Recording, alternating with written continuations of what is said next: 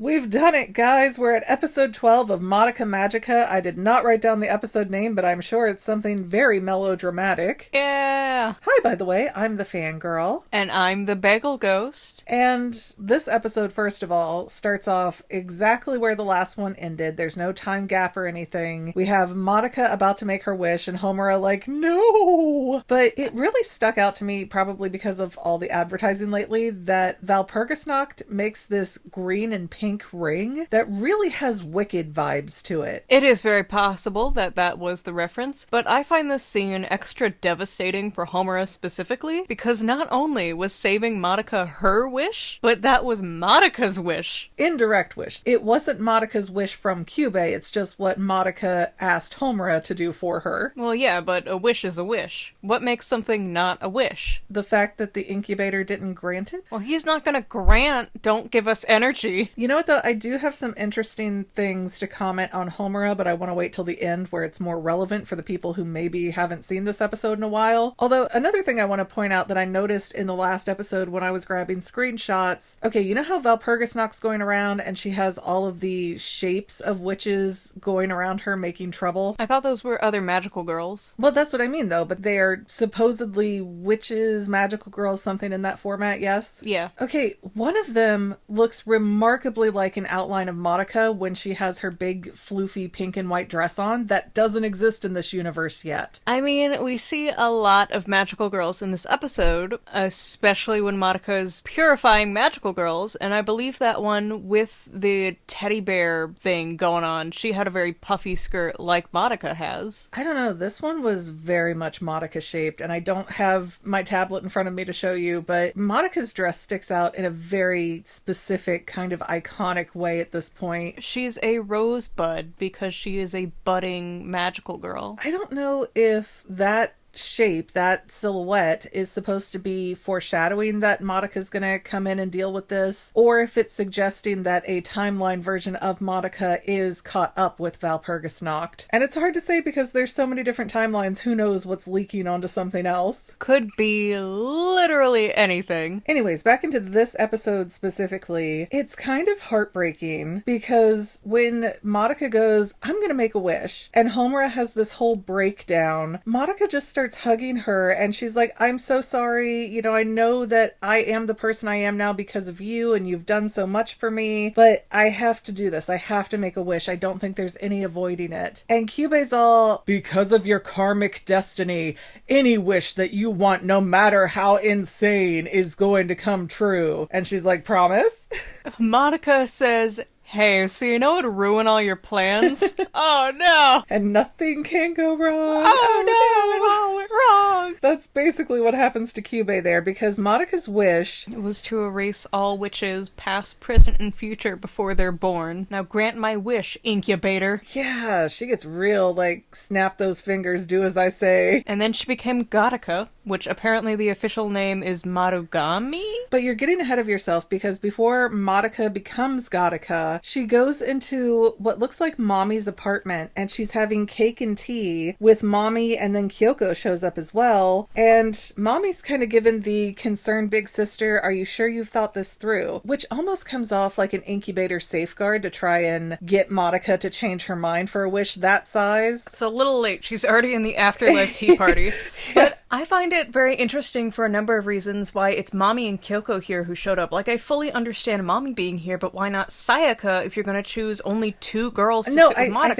I think there's a reason for yes. that. But let me just say, Kyoko is sort of the angel on Madoka's shoulder going, yeah, if you think you can do it, why not? And Mommy's kind of playing the devil of, hey, don't know if you should do this, sis. Like, think it through. But I think it's very interesting that it's Mommy and Kyoko who were the only girls who not only are long-term veterans of being magical girls, who were pushed into being magical girls with a life or death situation that's not Valpurgisnacht, but they were the only ones who didn't despair at their wishes. That's what I was going to say, why I think it's them, because not only are they the veterans of this situation, so they are going to have the most authority to tell Madoka what is and isn't a good idea, but Mommy died by losing her head. She never turned into a witch, and Kyoko decided to off herself to help bring Sayaka down so Sayaka didn't have to pass on alone. So yeah, they're the only two magical girls that we personally know of who don't become witches. And so they never corrupted. They are in a different place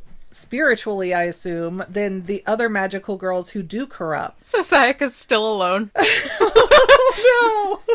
It all went wrong! You're trying to save your bae. Oh, it went wrong. But one of the things that Mommy makes sure to bring up to Madoka is, hey, if this wish goes through, you're not going to be a physical entity anymore. You're going to be existing outside of space and time. So that's why I kind of do think that Madoka had a moment here where she could have said, no, never mind, I don't want to do this. And I think it would have been in the incubator race's best interest if she didn't do this, but haha, that's not what happened. She had her mind made up. Do you think that this scene is Kyubei's last-ditch effort to try and say, nuh-uh, please don't do this? I think in a subtle way it is, because he knows Madoka needs a wish, and he could always turn around and go, oh, I guess I was wrong. We can't fulfill every wish. But he was kind of stuck because he already talked himself up. And I do like that Mommy handed back the notebook to her. Yeah, that was a cute closure moment. But then we come back to the Valpurgisnacht reality, where Madoka transforms into her magical girl self, and she has this staff with a beautiful rose on it that turns into a bow. Madoka shoots an arrow into the sky in this pretty pink laser disc kind of way. Yeah, it's like a bunch of transmutation circles. Yeah, and once the arrow hits the sky, it breaks off into like 1,000 million, I don't know, different pieces. 11 bajillion. And they're all fragments of Madoka that end up going through time, and we see her going to save all of these magical girls in their final moments. And I do like this sequence a lot because it is showing historical figures, historical women the show claims were magical girls, and I do like that they don't show all of them transforming. They mostly show them just as these girls with their hope intact. Well, hope intact, but it is fading off. You know, Madoka's not going, oh, I see you just made a contract, give me your soul.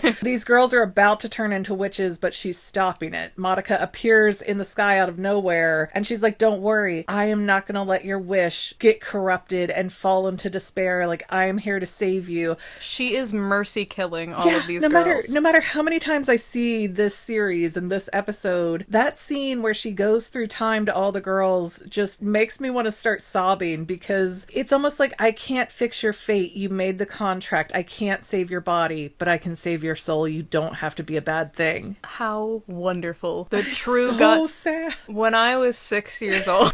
I know where this is going. When I was 6 years old, I moved the Madoka Magica manga into the Bible section and went, it's because she died for us. Yeah, she would literally go into Books A Million, Barnes and Nobles, whatever she could, any bookstore we found, and she would go find the Madoka Magica manga, the compendium if they had it, all the, you know, different issues, and put it over top of the Bibles in the religious section. Oh my Madoka. It used to be funny. We saw a handful of historical figures. Like, all of them are historical figures. I just didn't recognize all of them. Well, you can tell towards the end when you get like Anne Frank and Cleopatra and Joan of Arc, they get a lot more detail into them, so yeah. I feel like for sure those are who we think we are. I know at least the last half of them are historical figures. Yeah, the first half feels a little more generic. Not that they couldn't be somebody that I just don't recognize, but I couldn't find any recognizable things or features in those moments. Yeah. I remember I saw one of the girls in this montage had like black hair and red eyes, and she was being burned alive. And I know that's a queen of Japan at one point. I don't know for sure. Like, I don't recognize her. I don't know this story from a historical context for that particular character. But I feel like it's something from the feudal era of Japan where every territory had a princess or a queen, and she was just an unlucky one. No. The people rose up. Well, because even if you watch Inuyasha, which I know you have watched a lot of it recently again, they're constantly like, oh, here's this hime, there's that hime,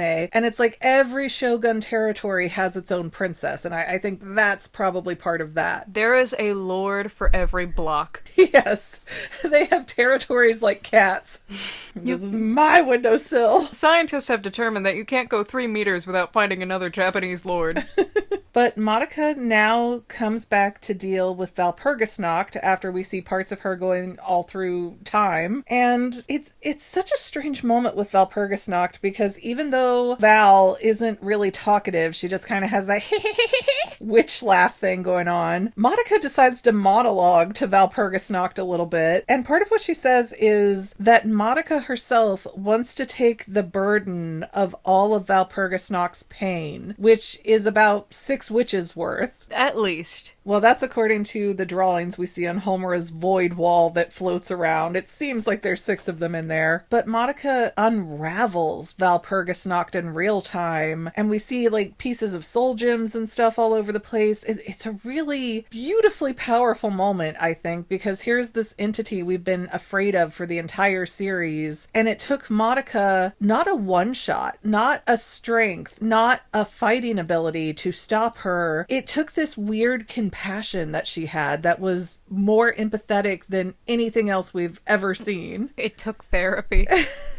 Yeah, Madoka is the good therapist. She's the one that goes to Arkham and gets results. She doesn't date the Joker. Yeah. And so once Valpurgisnacht comes unraveled, all of time and space kind of unravel with it. And Kyubei's there. He's just chilling like, oh, this happens every other Tuesday. You know, what's your problem, Homura? Oh, wait, Homura. Ha ha ha. You've got time travel powers. That's probably why you're here, right? I don't really know. He spends his last conscious 10 minutes manipulating Homura. Yeah, just kind of mocking and manipulating Homura. And he's like, you want to see how the giant entity of Madoka comes to her end? And it's such a nasty tone to it, because he knows, like, Homura wants to save Madoka and that this hurts her. But I wonder if there is the ulterior motive, because if Madoka falls, then so does Homura. So this is like Kyubei going, you're about to go. But we see this, giant meteor thing with all these rainbow colors and all this blackness around it. Yeah, it's so black. It's got, like, the rainbow highlights. It is your emo cousin.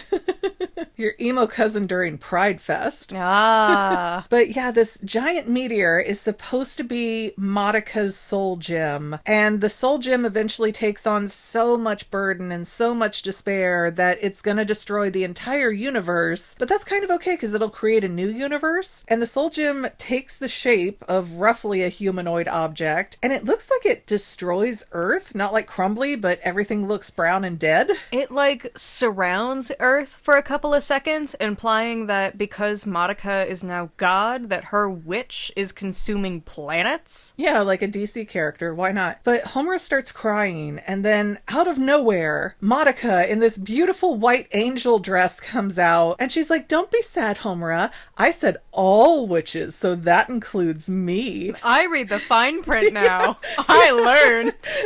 For real though, but then Madoka takes herself apart and apparently rewires the entire universe in doing so. The weirdest, trippiest stuff. I know that the fandom calls this form of Madoka Madogami, but in my heart, she'll always be Godoka. Godoka beats Goku. Probably. I mean, she could stop Goku from just about anything. Is Goku a magical girl? Because he has the Kamehame spirit bomb. You made so many men upset with that statement. Goku magical girl? Question mark. Does he count? Anyways, while the universe is getting reformatted to the new law of Godoka, we have this oddly long, naked scene between Homura and Madoka. Like, there's glitter, but it's not enough glitter. It's like clothing fibers don't exist in this universe yet, so they're just hanging out naked. Which is weird, because Madoka still has her ribbons and Homura still has her headband, and you couldn't give them, like, anything? Well, and I have read stuff, too, in regards to Sailor Moon's final form, where she's topless, and people have been like, yeah, oh, she's got the angel wings and no top. Yeah, that's her final magical girl form in Sailor Moon. And people have commented that, well, I always thought that this was weird because this isn't like an armor, this isn't protective. And some other people have realized, no, it's because this is her purest form. She doesn't need the armor. And I would assume it's kind of the same thing because the Japanese don't view bodies in the same, like, whoa, put it away, like we do in America. Oh, yeah, no, you know those panty vending machines? Yeah, those are not in America. American thing. You have to buy your panties used from a website like a normal person here. Gamer girl bathwater. Anyway, back to cute girls. Yeah, a very, very long nude scene of these girls, I guess, in their top form powerness. Where Homura is just like, Madoka doesn't want this. And Madoka's like, yes, I do, shut up. Yeah, she's like, oh, I'm not lonely. I can hang around with everybody, but I don't know you're there. It's like, it's okay. It's totally fine. And as Homura is seeming to fall into some despair over this, Madoka's like, oh, Homura, you're giving up awfully quickly. After all, you followed me all the way out to the edge of the universe. Your stalking knows no bounds. How many times have I changed my address?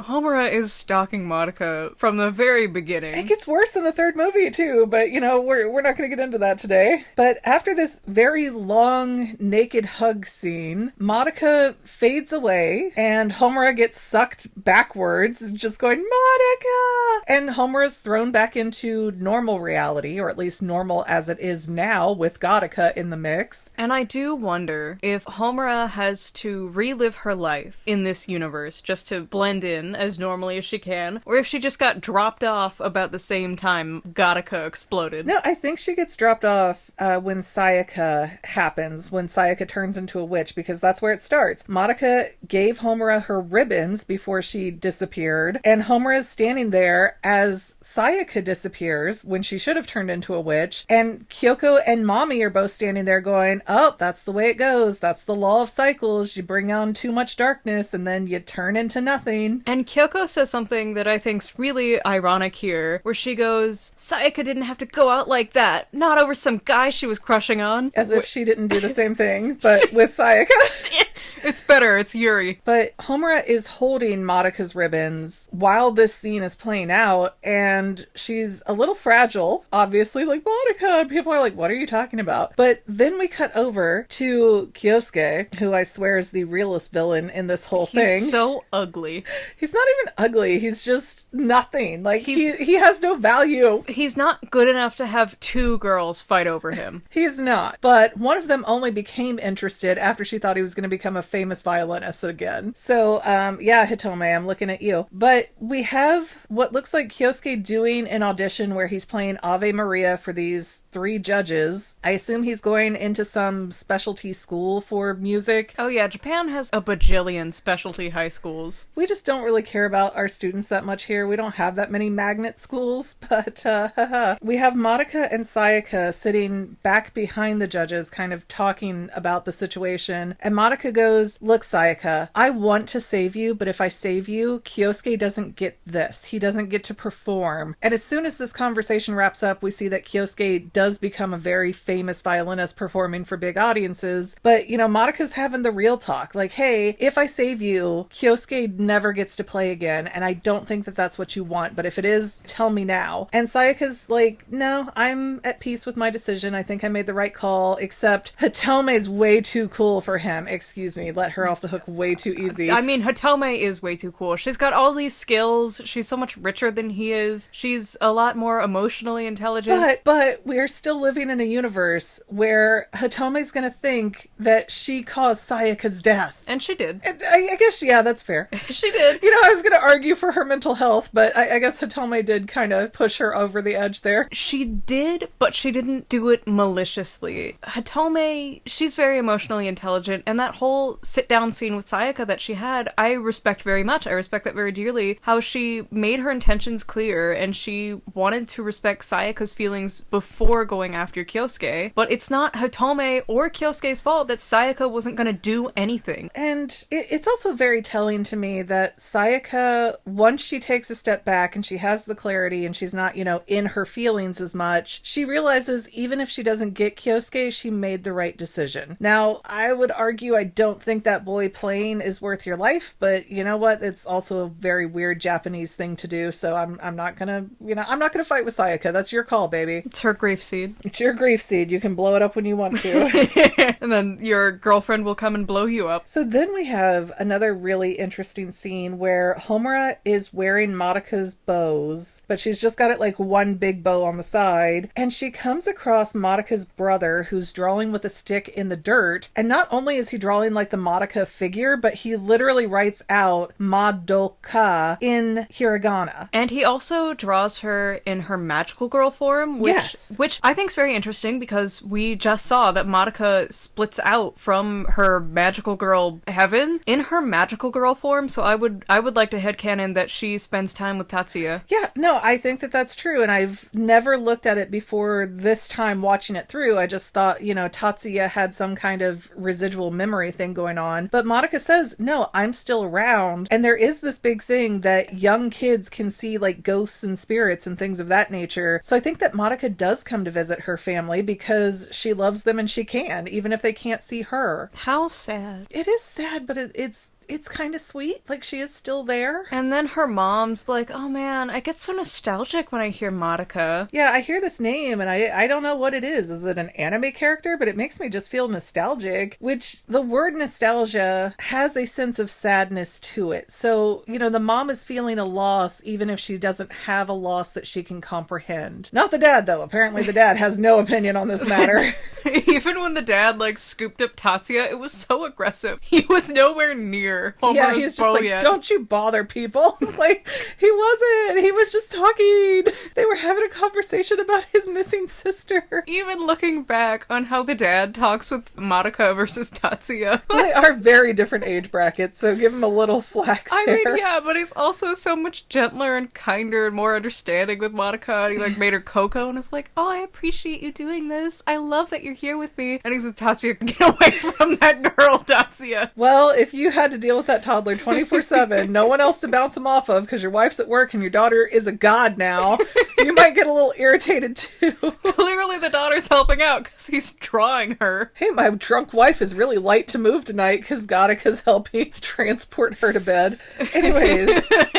Guys, draw that. Anyways, one of our last big scenes here is Kyubey and Homura just chilling on top of a building because they love to do the Batman gargoyle thing in this show. And Kyubey is listening to Homura, but not really accepting it. He's kind of dismissive of everything that Homura is saying that she remembers. And Kyubey's just like, well, I can't verify anything. And my people have no idea why soul gems shatter. So your theory about witches is really interesting, but it's just nonsense. It could be all made up in your head. And I do think this scene is interesting for a few reasons, because it does show that Kyubey is telling the truth about magical girls now. Now he is telling these girls that, hey, once you're no longer hopeful, you're gonna die. And this does lead to the movie. That's the big plot point of the movie. Well, what I find kind of strange, though, is that Homura is chill enough with Kyubey, and maybe it's because she wants answers, I don't know, but she's letting Kyubey, ride on her shoulders, and I feel like in the same position, I would be like, get off of me. Do you know how many times I've murdered you? Do you know how many times you killed my girlfriend? But the interesting thing about how this universe rewired itself without witches is that now the magical girls have to fight wraiths, which are these tall white beings with sort of pixelated faces. I always thought they were the wraiths. Wraiths. I didn't hear the H. I heard rate, like ratings. But somehow the wraiths are curses, and they attack from the shadows, and they don't really explain them much, but I wish they did. Even in the movie, we don't get any explanation for what these are. No. We get plenty of explanations for what nightmares are. I think the mangaka just wanted to end it, and they needed something to fill in the gap, so here, these things drop squares that you give to Kyubey. I don't care. Chuck it right in his little eyes. Yeah, and Homura does this giant off-the-building jump, do her Superman thing, and she has wings that pop out to keep her from smacking against the pavement, and now instead of the shield that time travels, she has a bow like Madoka did. Madoka's so sick of her just resetting timelines, she took it away.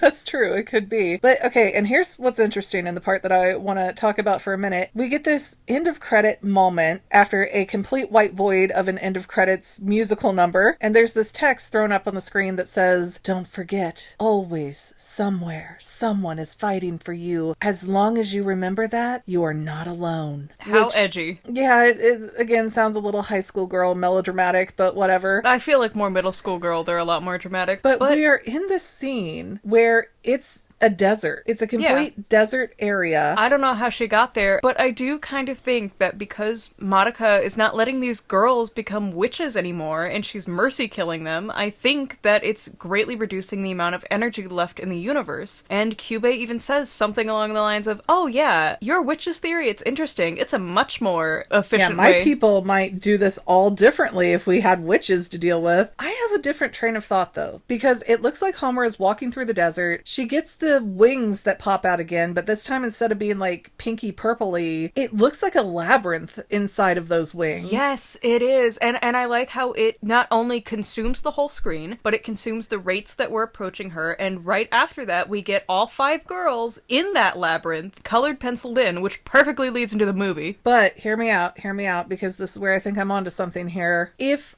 Homura's wish was to save Madoka, and now in this universe, she had no reason to make a wish. But because of the time travel thing, the wish is kind of the same, even though the whole universe rewrote and Madoka's not a person anymore. So Homura is stuck in this weird paradox where her wish can't be fulfilled, and because she can't save Madoka, she can't fully fall into despair. So is Homura now doomed to live forever because Madoka's an ethereal being? Because that's kind of what happens in the movie, in the third movie. I mean, yeah. I mean, in the third movie, Kyubey stops Homura's corruption, like, a good chunk of the way through, just enough for them to make a labyrinth and invite the other girls inside. Yeah, so that's my train of thought, is Homura has existed to a point where everything else on the planet's dead. Not necessarily because of entropy or the wraiths or anything else, but because, you know, this is the end of time for that planet. She's been alive, she's been stuck here forever because she can't save Madoka to fulfill her wish. And then she became the devil? I don't know. I cannot remember the third movie clearly. I remember loving it, especially the Homura mommy big fight scene that they had, but I liked the cake song. The cake song with Charlotte. Unfortunately, I don't remember enough of it clearly to really comment on that, but I do know Homura basically becomes the counter to Madoka. And I think that's because her wish got her stuck in this weird paradoxical situation where she can never fulfill it, and so she can never really fall into despair. She can never lose her hope because her hope is basically God. I mean, her magical girl outfit is a nun, so it makes sense that So she's the worshipper. Yeah, she's worshiping Madoka. Her wish was to start a religion.